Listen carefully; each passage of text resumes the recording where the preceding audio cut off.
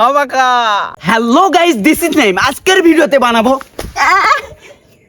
গোবর gas, I mean biogas. So এই ভিডিওটি শুরু থেকে শেষ অবধি দেখতে থাকো। এই ভিডিওর মাধ্যমে আমি গোবর গ্যাসের ফুল প্রসেসটি দেখাবো। চলুন ভিডিওটি শুরু করা যাক। বায়োগ্যাস প্লান্ট বানানোর জন্য নরমালি কিছু জিনিস লাগবে, যেগুলো এইখানে আছে। একটি পাইপ, একটা স্যালাইনের তার, কিছু টুলস, দুটি বোতল আর একটি গ্লুগান। এখন বায়োগ্যাস প্লান্ট বানানো যাক। প্রথমেই একটি অ্যান্টি কাটার নিয়ে বোতলের সিপিতে গোল করে ফুটা করে নিব, যেন দুটি বোতল আমি কানেক্ট করতে পারি এই পাইপের মাধ্যমে। চলুন এটা করা যাক।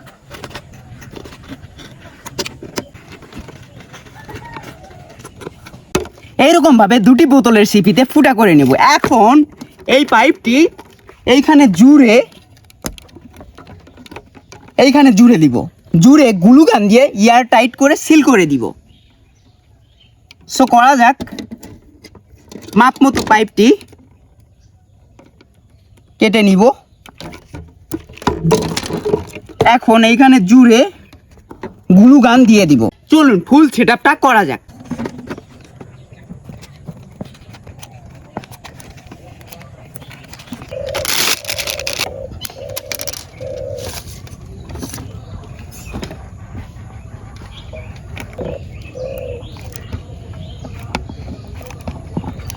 এটা হচ্ছে লক। বায়োগ্যাস রিজার্ভ করার জন্য এই লকটি আমি এইভাবে বন্ধ করে রাখবো। এইখানে এখন লাগবে গ্যাস রিজার্ভ করার জন্য একটা টিউব। চলুন টিউবটি খোঁজা যাক। এখানে হাত দেন।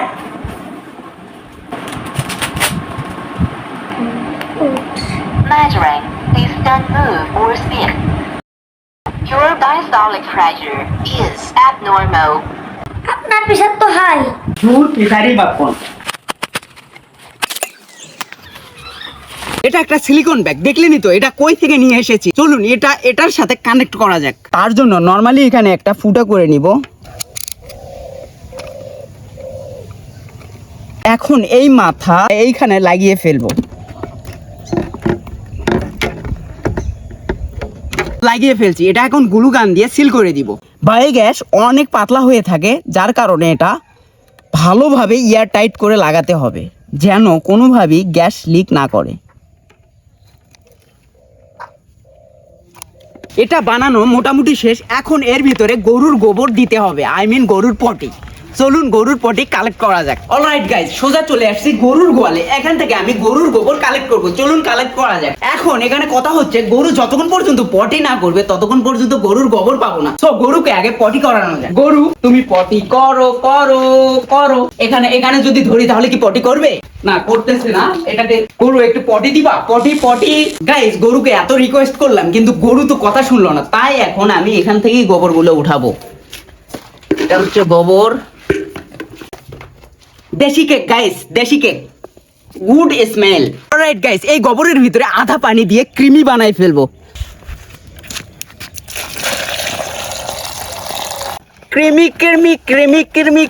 ক্রিমি দেশি সস। দেশি সস। ওকে।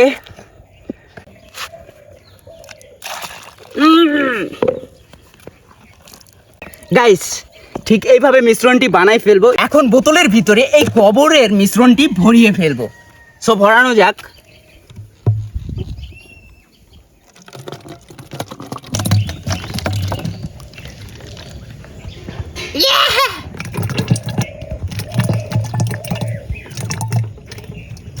অলরাইট গাইস, ফাইনালি আমি বোতলের ভিতরে গোবরের মিশ্রণগুলো দিয়ে বোতলের মুখগুলি সিল করে দিয়েছি, একদম এয়ার টাইট করে। এখন এই বোতল 7 দিনের জন্য রেখে দিতে হবে গ্যাস তৈরি হওয়ার জন্য। গ্যাস তৈরি হয়ে এখানে রিজার্ভ হবে। সো চলুন 7 দিনের জন্য রেখে দেওয়া যাক। 2000 years later. গাইস, 1 সপ্তাহ আগে আমি বায়োগ্যাস প্লান্ট বানাইছিলাম। চলুন দেখি সেগুলোর কি অবস্থা। ওইখানে কি গ্যাস রিজার্ভ হয়েছে? আসুন গাইস, দেখুন এইখানে এটার ভিতরে কিছু গ্যাস রিজার্ভ হয়েছে এখান থেকে। চলুন দেখি এটা জ্বলে কিনা। এটা নেওয়া যাক। এই তেরে,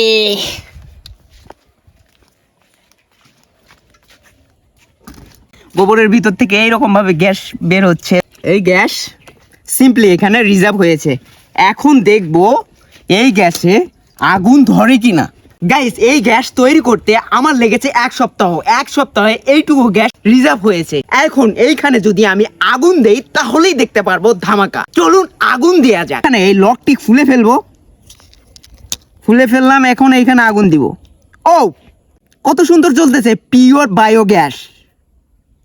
যদি এইখানে চাপ দেই, অনেক জোরে জ্বলতেছে। এইটার ভলিউম ধামাকাদার করা যাক। এটা খুলে এইখানে আগুন দিব এখন। ও অবিশ্বাস্য, এটা সত্যি সত্যি অনেক জ্বলতেছে। ও